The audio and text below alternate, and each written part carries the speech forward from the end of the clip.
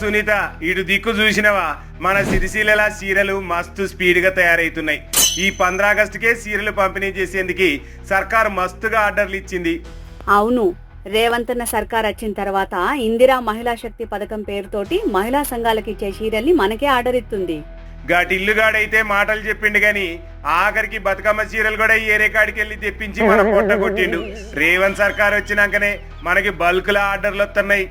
గత ఫిబ్రవరిలోనే మొత్తం 4.24 కోట్ల మీటర్ల క్లాత్ తయారీకి ఆర్డర్ ఇచ్చింది.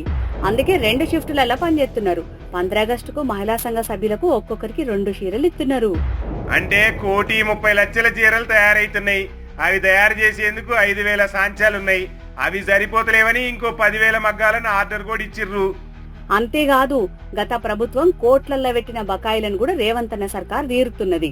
అటు బకాయిలు తీర్చుడుతో పాటు కొత్త ఆర్డర్లు కూడా ఇస్తున్నది రేవంత్ అన్న సర్కారు. ఇక ఆ బకాయిలు రిలీజ్ చేస్తే మనకి వడ్డీల భారం కూడా తగ్గుతుంది, పరువు కూడా దక్కుతుంది. చేస్తదిలే రేవంత్ సర్కార్ ఆ పని. అందుకే మన రేవంత్ అన్న సర్కార్ అంటే నిజంగా పేదల సర్కారే.